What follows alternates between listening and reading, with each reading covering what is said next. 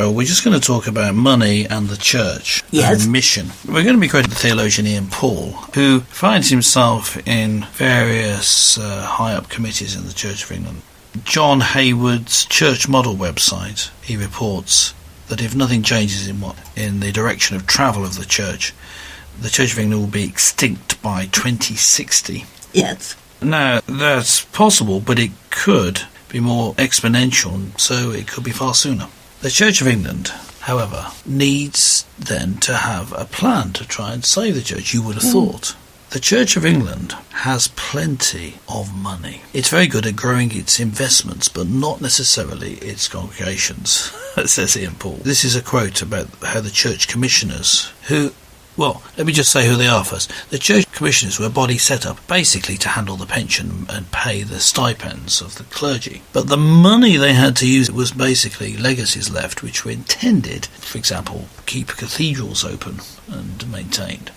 When that was taken away, cathedrals, you may notice, started charging for entry, and that's why. That was in the 1970s. So there is a question, should they give all the money back because they took it out of a fund that was meant for something else?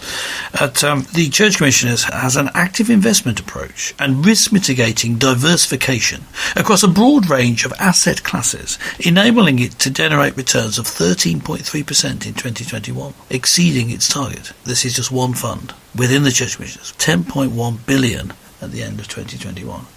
Now, the Church Commissioners have done very well in maintaining a good return on their investment in terms of assets. What we could say is that there seems to be a problem in that they're not using that money to invest in mission in the church.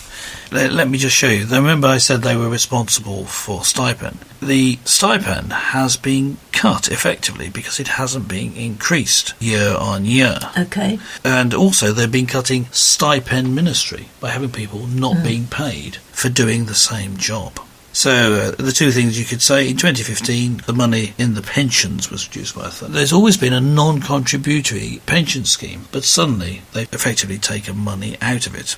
So there's three things there. One, pensions, they're at risk. The second thing is the stipend has been reduced because it hasn't kept up with inflation. The third thing is they're reducing the number of people who are being paid the stipend. Now, more and more research done over the years shows that the way for the Church of England to succeed in bringing mission is to put in more people, full-time evangelists, pay them, get them into the spots where the church can grow.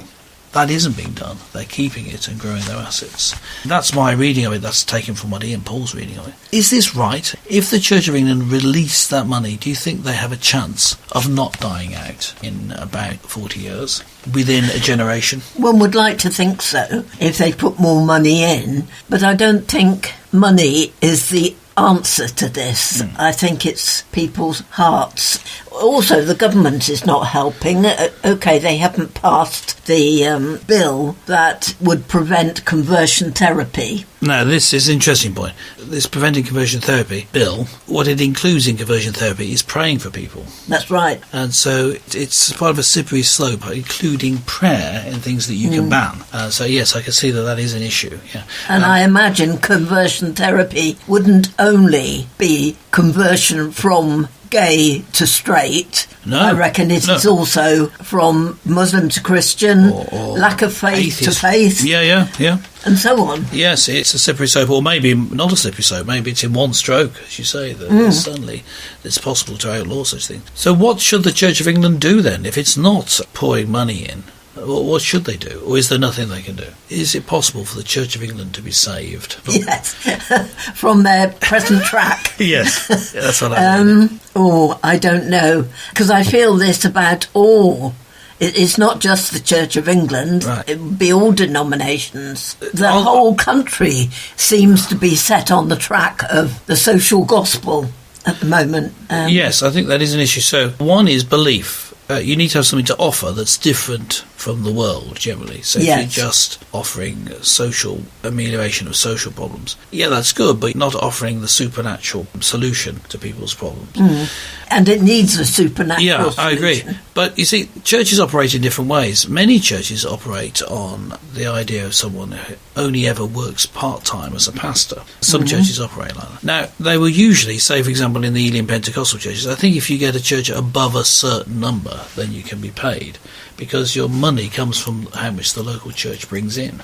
Yes. Now, even if you're not paid by the local congregation, it's assessed by how many people you've got there, how much you can bring in. So, but in the Church of England, they're thinking of moving more to a model of what's often called lay leadership, so unpaid leadership, and non-stipendiary, so ordained, but they're still not getting paid. So moving to not paying people. So therefore they'd had to work. But that's a very different model of ministry, because then if the vicar is doing a 9-to-5 job, the vicar is not available to be a school governor, to be doing all the other things that vicars do. A very different sort of ministry, wouldn't it? Yeah. But is that a bad thing? I mean, are the Church of England right, not in pursuing the social gospel, but in radically changing the way that they operate, so it doesn't require lots of money? No, I don't think they are. I think St Paul said that people should be paid for their hire. Yes, the worker deserves his wages. Yes. And I don't think that applies less to Christians than it does to any other category of person. If a Christian is putting in the work, then they need to be supported either by goods in kind, or money, cash. I think it has always worked well that if you find benefit from ministry, that person who is offering the ministry is worthy of being supported. I think that's true. What the Church of England's problem is this: it regards each vicar, say, as being the vicar of an entire parish, even if no one in the parish goes to church, and so doesn't contribute. Whereas the other churches I've talked about are a gathered church model, where the people who are in the church are the people who actually turn up, so they're contributing. And therefore, they've made a rod for their own back, in that they've made it difficult for themselves because of this. So it's not based on the size of church. And yet, it needs to be, because that's where the income comes from. Yes. So you're in a different problem. So what you could do is say, well, church commissioners, we need you to give up quite a bit of your resources and pay, even though there aren't people there. Now, I can see an issue with that, because if you're trying to grow the Church of England and you get paid anyway, I know, but you're not meant to do it for pay or whatever, but, come on, some sort of incentives would be good, wouldn't it? Well, doctors and nurses are called to their profession. Very often they consider it a vocation. Why not priests? Yes, if a doctor heals a patient, he doesn't necessarily get more, but if he's in private practice, he does, because he'll get more patients willing to pay more because he's more successful. And a church that gets bigger will end up paying more parish share, more into the diocese, and ones that are small end up paying not as much. And so you end up with this cycle of no one expecting there must be church growth. So although I started off being critical of the church commissions, which I am, I think that they could release funds to boost outreach. I think long term the model has to change. Yes, and of course we're coming into an unfortunate period where there's a cost of living crisis. Yes. And heating all those drafty old churches is difficult as well. So it's a difficult time for the Church of England. Maybe they do need to go through a drastic change. And I'm saying someone who gets paid a stipend. So what I would say is take everyone else's stipend, but not mine. That's what I'm saying. No, I'm saying a different model might work with a mixture of stipendiary ministry and non-stipendiary ministry, but hard decisions need to be made over whether churches are viable or not. Oh, yes. You talked about the Church of England becoming extinct. Yes. Was that a predicted date? Yes. 2060. It wasn't me. That was a prediction based on a particular model. Okay. Paul was quoted. I would perhaps note that the dinosaurs became extinct, but they actually became extinct by something from outer space hitting the Earth in an instant. Yes. So perhaps the model should account for watch out for something from outer space making the church extinct. Yes. Like perhaps the return of Jesus. Yes. If Jesus returns physically, obviously he's already here by his Spirit, the church would be extinct, but everyone would be in it. Surely. So that would be a good result.